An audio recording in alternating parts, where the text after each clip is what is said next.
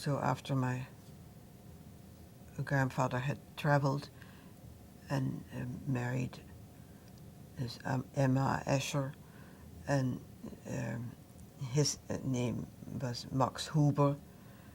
So then they settled down in the countryside because they liked to be out of the city and near Zurich. And his father, being an industrialist, had bought this ruined castle and then had it restored and built on. And that was called Wieden, and that's still in operation, that's still functioning in the family. But it's becoming more and more obsolete because that's just too expensive. It was supposed to be self-supporting when my grandfather died, and that was in 1960. Where did your mother, where did she meet her husband, and like, did she move from one country to another? Yeah, she moved from Switzerland, where she grew up, in the countryside near Zurich. Then when she was about 20, she moved with her parents to The Hague because of my grandfather's appointment to the International Court of Justice. And she often had to be the hostess at these diplomatic dinner parties that they would hold and go back and forth to different people. And that was very international because there were judges at that court from all kinds of countries, mostly elderly men who had been retired as a judge in their country. But my grandfather was an exception. He was much younger than most of them. But he was one of the few that were eligible in Switzerland because they were not internationally minded in the early part of the 1900s. My father was good in languages and well-spoken person and a bit older bachelor because when they married he was 33 and so he was in his 20s when he went to was quite popular at these dinners, which was then the mode or the fashion to have dinners with many courses and wine, of course, with it, and nice food or venison. And later on, we had them at our house too. The couples that were invited, so they had to be matched. That they would be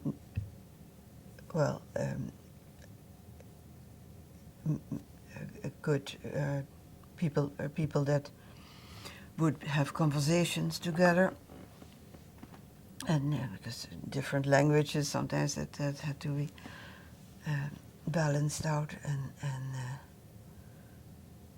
and then you had service people who served at the table and cooks that came in. My parents met at many of those dinners, I imagine, and fell in love, but my father being 10 years older, my mother was not in a hurry to get tied down, and so she went off to England to learn English, and French and German she knew already, so it was that was a good and probably my grandparents also thought she better be away for a while to see whether that would last, that relationship. And so a few years later, when she was 23, she got married. I was born Ines Naudin Ten Cate. Ines, Cécile were my Christian names, and that was in May 1931. This was in Den Haag, The Hague, the government seat of the Netherlands. Yeah, we lived in a nice row house, quite large, because it had large rooms. It was a wide house and deep, and new when my parents came into it. It was a new neighborhood and still close to the center of the city, so it was quite nice, and parks nearby and so on. And we walked because we always had a dog, a brown Doberman Pinscher, and he was a very nice dog called Boy, which wasn't a Dutch word, but that's the name he had when we got him, and he stayed for quite long with us and was very true to us, and he could roam far and wide. He was always loose when we got to the dunes and the beach and so, and went for long walks. I didn't play all that much with dolls, but I had some miniature dolls, very small porcelain dolls that I did play with, and they were small, and they had clothes and little animals I liked to play with, and I built things for them to live in. One book I always liked was a series of, and they were called Harlekijntje, and Harlekijn like a harlequin, but he was just a small boy, a naughty boy that didn't grow any bigger, and he didn't fit in very well and did all kinds of funny, strange things, and he lived in a castle, so it was very. But I enjoyed those. It was a series of books that I kept, and then that was when I was 10 or so, and I liked to read all kinds of books. In the 30s, we always went to Switzerland every summer. That's what was taken for granted then. But with the night train, you could get there overnight. And we never had a car then, not until 1949 or so. And we didn't have a car because we had a sailboat.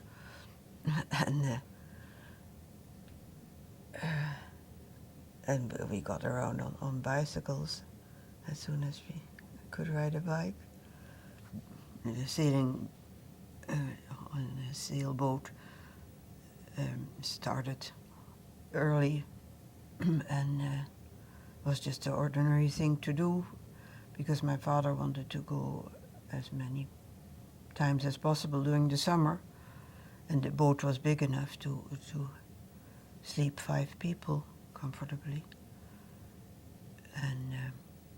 and he had the boat together with 2 friends, but they both married women who did not like sailing at all, and were not too willing to let them go, their husbands go sailing, but they came from time to time,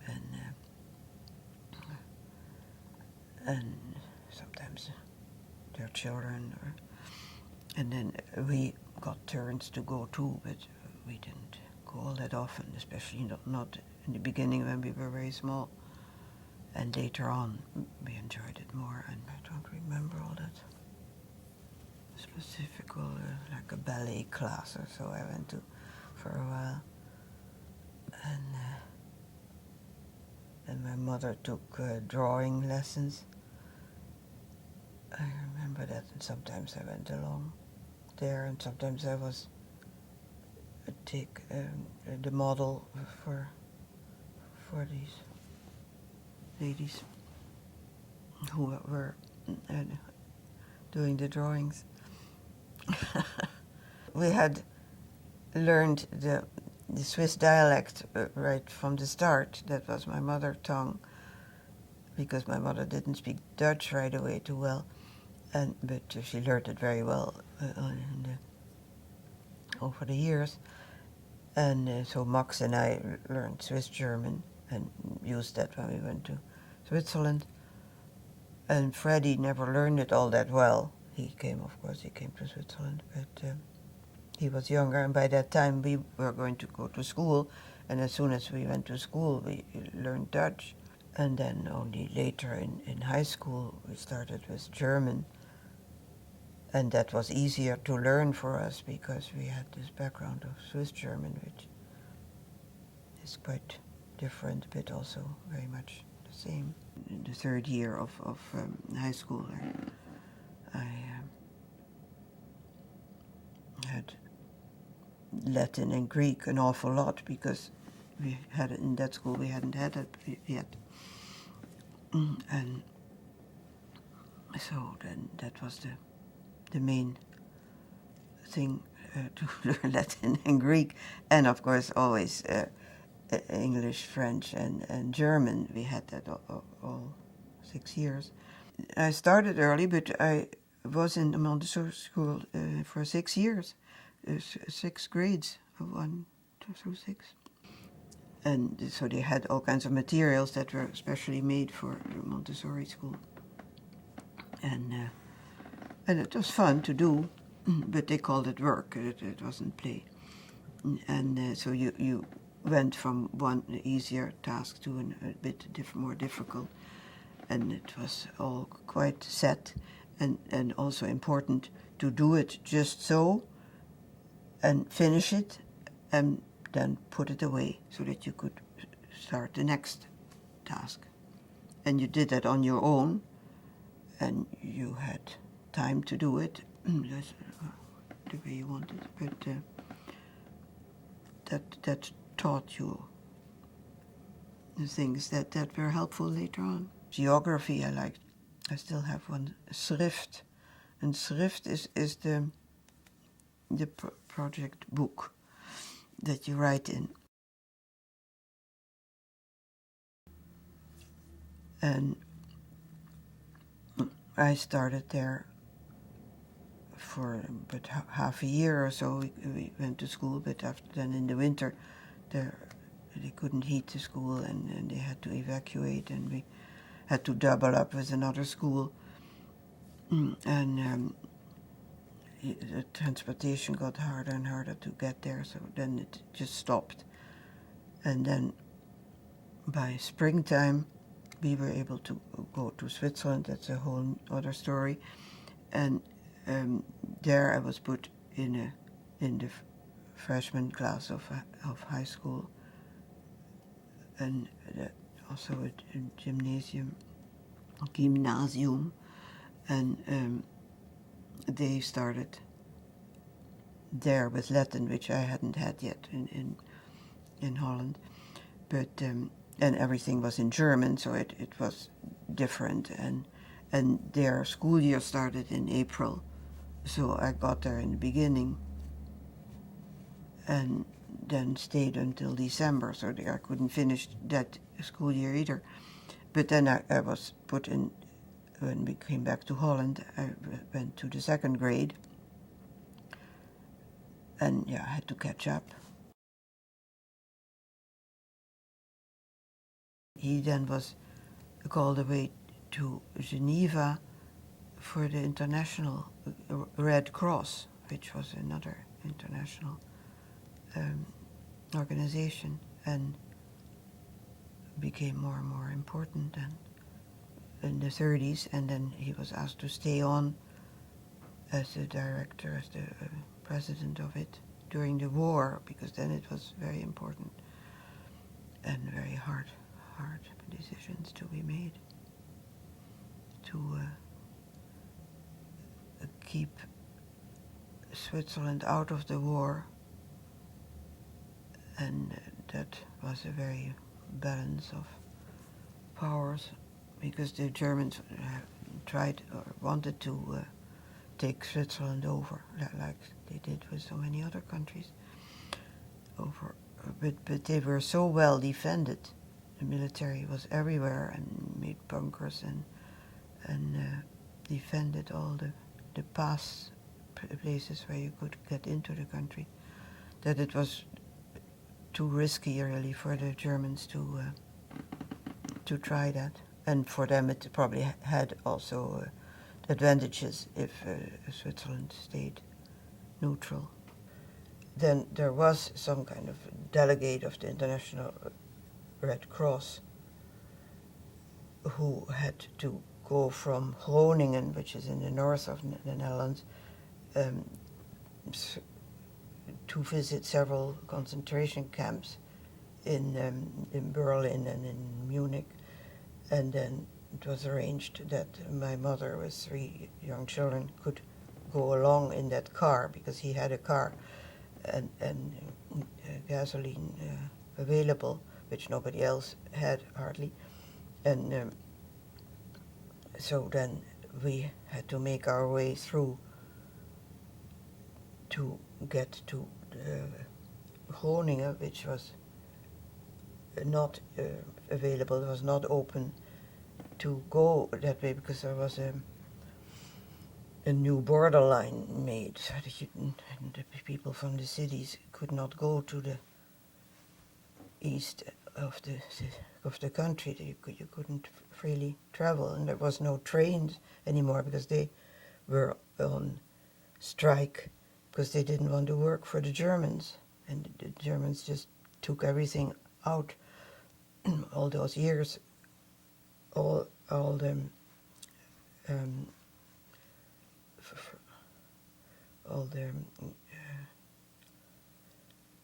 build up food and everything that they could get their hands off, they took away to use it in Germany, because they were low on every supplies. And so we went with some Dutch supplier person who had a truck that was fueled by wood. He didn't have fuel or benzene, gasoline, and but he could make his car go with wood and maybe some coal to heat it. And so it took some time, and then in Groningen we had to wait for this person to be ready to go. And we stayed with people, and there we could eat normal food. Potatoes we could eat, and they had much more plenty food. It was also limited, but they were more. They had many better supplies from nearby. There, and in Groningen, then you're already close to Germany, and then after a week we could travel with this car. It was a small Mercedes car, and then in the last moment he had to take another man along who was happy to have a ride through Germany. So that meant that my mother and us 3 had to sit in the back seat, which was just good for two adults, but 4 people had to sit in the back for hours and hours to travel all the way straight east to Berlin, which is quite far east into Germany. And there were these big expressways already, nowhere else, but in Germany there were these Autobahnen that the Germans had built before the war, and so you could go straight on, and but you couldn't drive very fast either, and there were also during the day bombings and shootings on cars on those expressways, and during the night there was bombing of the cities by the Allied forces who came from the west, from England. But they warned the people to get out of the cities so that they could bomb the cities, and they gave warning which cities were. So it was all very depressing. And we got to Germany somewhere outside in Wannsee, in a beautiful villa in a suburb. And then we had to stay there because my mother had to go into Berlin to get a visa to enter Switzerland. And she, as a Swiss citizen, she had a passport, Swiss. That's why she could do this. My father was never considered going, and he couldn't.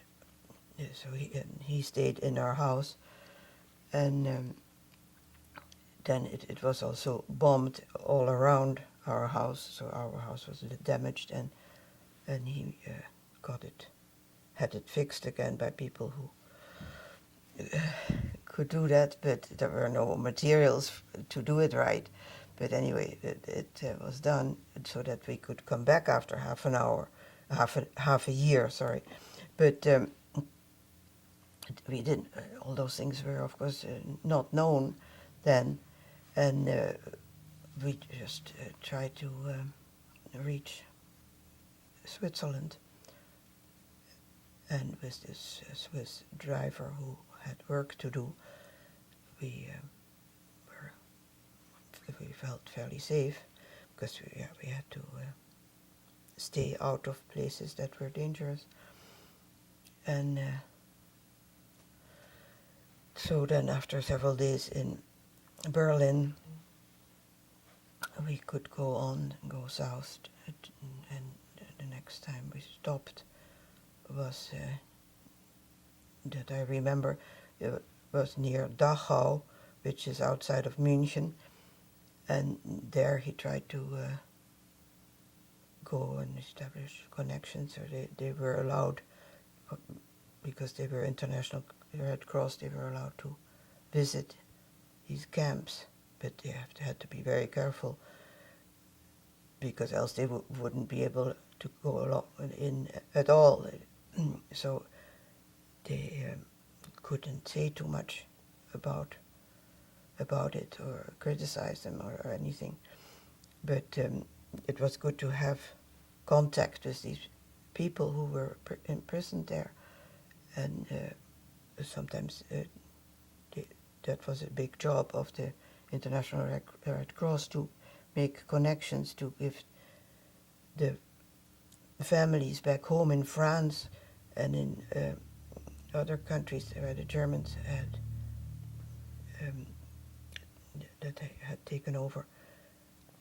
And those relatives in France, they didn't know where their men were, and so they established letters, and also that they could send packages, food packages, to their soldiers that were in those camps, and just had to sit and wait there. And many had to work hard, and they weren't fed very well, at least worse and worse. So many died in those camps, and that's just the war camps. But then there were also the extermination camps, which also got worse and worse the longer the war lasted. And security for that you couldn't get any connection, no information on it, was also more and more. But we had to wait for him to be done at his visit there, and then we could, from there it was not that far to Switzerland, to the border of Switzerland, but which was sealed, of course, and nobody could get in there. Just now you just cross the road, but then it was very much So what do you remember difficult about to the get in. transition from Germany to Switzerland? Well, first it was the light. There was so much light because we were in the dark. Yeah. Everything had to be blacked out in Holland and in Germany, also because of the bombing that was going on. so that the Allied forces would know or had more trouble finding these cities. And so there were no lights ever for years. And then when we went into Switzerland in the evening, or I don't remember, but they all had their lights on, and it was just beautiful. With the contrast, yeah, it's amazing. But this was just dark and light that I remember so much. Yeah, and yeah, luxurious hotels and so that we hadn't seen, and because the first when we first came there, yeah, it was evening, and we had to right there stay overnight in a hotel in Kreuzlingen, the first city, which is not far from Wieden, where my mother was born. And then the next day we traveled and went to live with relatives, cousins in Zurich. It was a big difference, of course. We had so little food at the end, the last year, because there was nothing in the stores, there was no transportation of food. There was organized a soup kitchen like thing, which started out as solid food, potatoes and vegetables and maybe some sausage or so, which was quite good. And everybody had to eat from that, else you had nothing. And bread was hard to come by, but of course all gradually less and less. And then later that food from the soup kitchen was soup, and it got thinner and thinner, and at the end it was just so thin, gray soup that you didn't know what it was and had no flavor. But they still managed to hand that out, and older people who couldn't take that and couldn't move to find food. Many died, and many other people got sick and weak.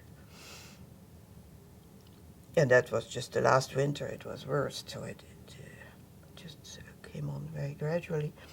And then when we managed to get to Switzerland, it was a big difference, of course.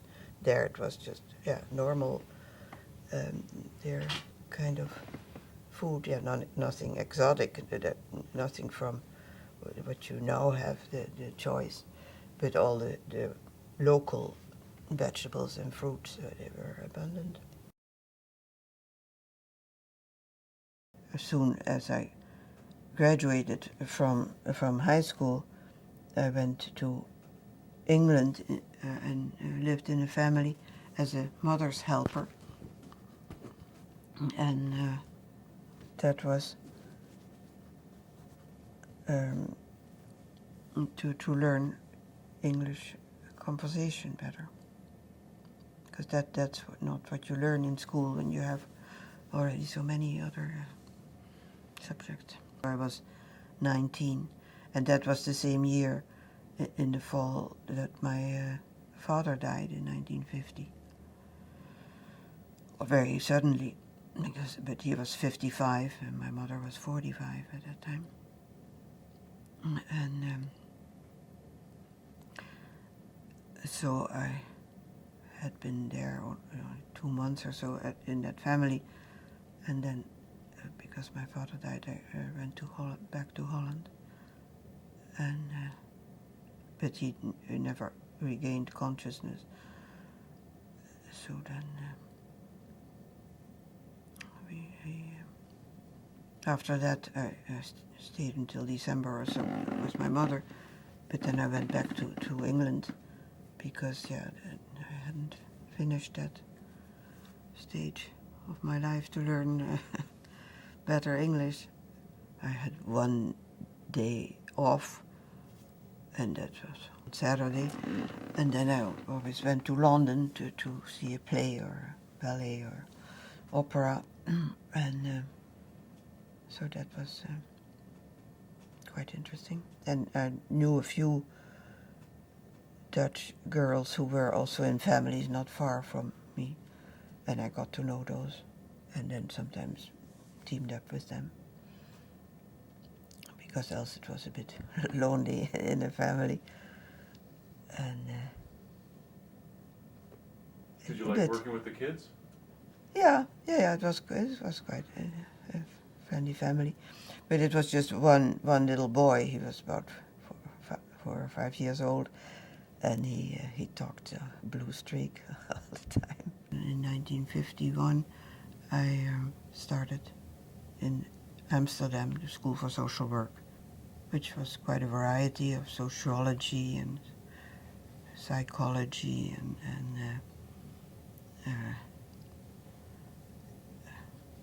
some history and some literature, but mostly practical things, but a large variety. And then you had to do your practical work and go somewhere, something that might interest you later to go to. And then another time I was in Haarlem and lived on my own, but with another team roommate. And there I worked for the youth judge who had to set court, or was in court for kids that had done something. And then reports had to be written. The kid had to be talked to, and the family, and the whole circumstance so that an offense had been come to light, and so that had to be researched, and a report had to be handed in so that the judge could make a judgment from that. It was disturbing often to see this non-functional families. After this part of time, we went back to the school in Amsterdam, and then we had to choose a subject what to write your dissertation on. And then I chose of what it would be, what to do with children of divorced parents or divorcing parents, that what it does to the child. And I had to write a conclusion to it for what my thoughts about it was now. And I did have to expand it because they didn't think that was enough, because I had been working so much on all those cases that it, by the time, when the time was up, then I didn't do a good enough job, so I had to go back and expand on it. But it was difficult, because there's you couldn't say all that much of real solutions. There just aren't. Would that have been like a master's, or? Yeah, more or less like a master's. Mm-hmm. So then, did you get a certificate or something after that? Yeah, I passed the School for Social Work, and that was good. Okay, so then were you raring to go? Now you were going to work in social work? Yeah, but I then went yet for a year, no, not a whole year, but yeah, a year to France to learn French better, and that was in a home for babies of unwed mothers, and some of those mothers were there, and the other babies had no mothers, or they were given up for adoption. So there were groups of different ages, but only up to 2 years old or so. And I was an assistant there in different groups, where you just had to clean take off the diapers, change, and do things like that. And then try to speak French to the other girls. And at meals you were together. And, did that serve its purpose? How did that go? Yeah, it worked all right. And I had chosen that because half a year earlier I had met Kel Seerveld, who was studying in Amsterdam, and we had met.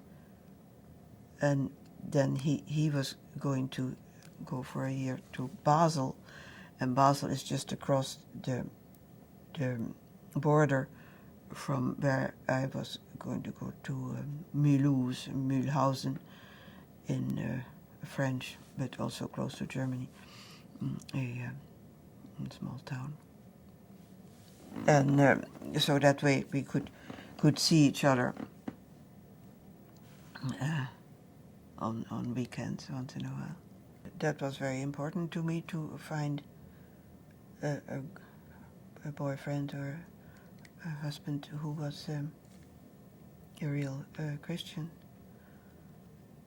And I had some friends, but most of my boyfriends were non-Christian. And then I just couldn't see well, one was Roman Catholic, and I couldn't see that either, how that would go. I didn't want that, and so I was happy to get to know Cal, and that's why I went to this place in Mulhouse to be close to him in Basel, to get to know him better. And after that, we got engaged very soon.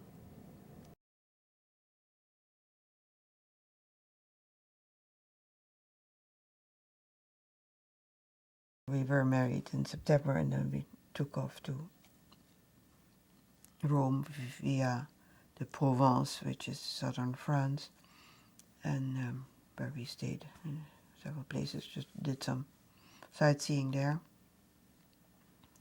And that's where our old car broke down, so we had to stay on at the Riviera. It was near the beach for a week to get it fixed, because it was the whole clutch that fell out or something. And this was an old Citroën car, a French car, that my parents had, the first and only car that my parents had bought in '49, and I had learned to drive it in 1950, at the time when I did my eindexamen, graduated from high school, and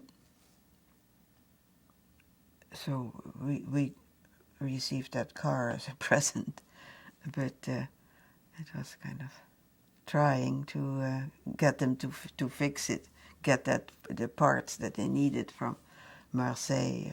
They had to transport, so it took several days. Via San Bocuccio d'Alando, and then we're in an apartment building. We were on the 7th floor, and it was called, and then it said 7 Interno, and Kel's professor didn't know Italian, but from Holland he would write and then give the number and the address Inferno number 7, and that means in the hell. But interno just means inside. That was right near the Piazza Bologna, which was a large area where all kinds of streets came together into that piazza. And from there you could take a bus to go downtown. And so that's what I did every other day to go to learn Italian in the Dante Alighieri school, called after Dante, but that was an Italian language school for foreigners, and everything was in Italian, so you started easy and intermediate. And I didn't get any farther than that, but it was interesting, and there were all kinds of good people that you could talk to afterwards and see the city with. And so every other day I went downtown and did something, because there was so much to see. I had to spread it out and do something every time.